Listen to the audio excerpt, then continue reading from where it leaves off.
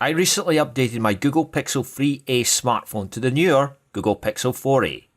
Was it worth the money for the upgrade? And is it still worth it? Let's find out.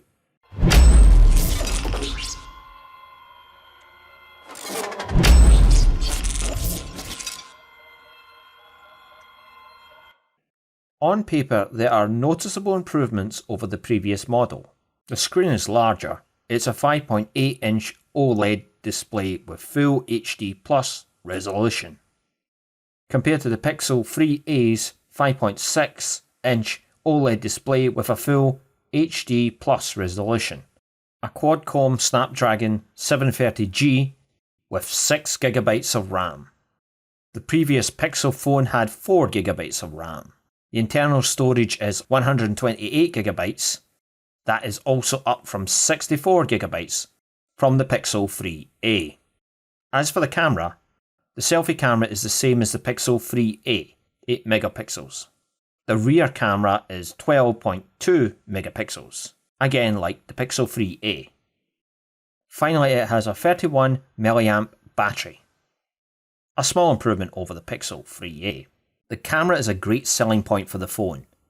It's only a single camera, so there is no secondary camera for optical zoom. What makes the camera great is Google's industry-leading night sight for low-light photography.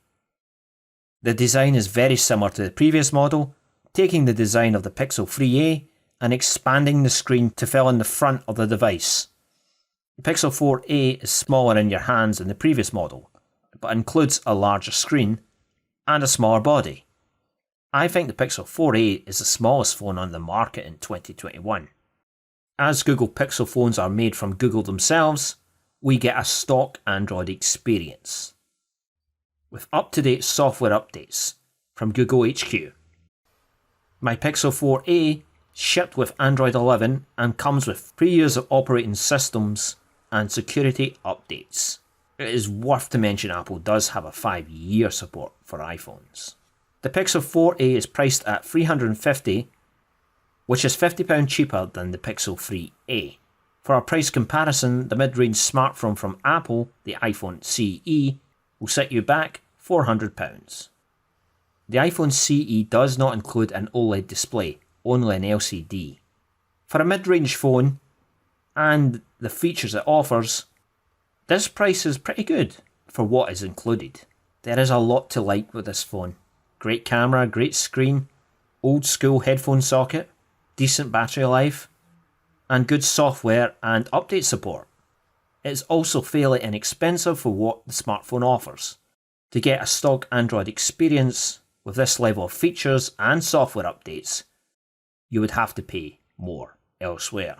There are a few noticeable features that are not included with the Pixel 4a.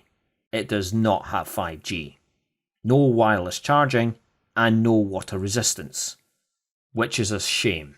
Some people may include only having a single camera. To me, that is not a big deal, as the main camera is good enough. Well, was it worth the upgrade? Yes, it may not seem the biggest leap, but I think it was worth it. I am unsure when a Pixel 5a will be released to the public. For me, it was worth it, knowing a new one could come out at the end of the year. If you need wireless charging and water resistant, I would recommend the iPhone CE over the Pixel 4a. But if you do not need 5G and are looking for a mid-range phone that does not break the bank, the Pixel 4a should be on top of your list.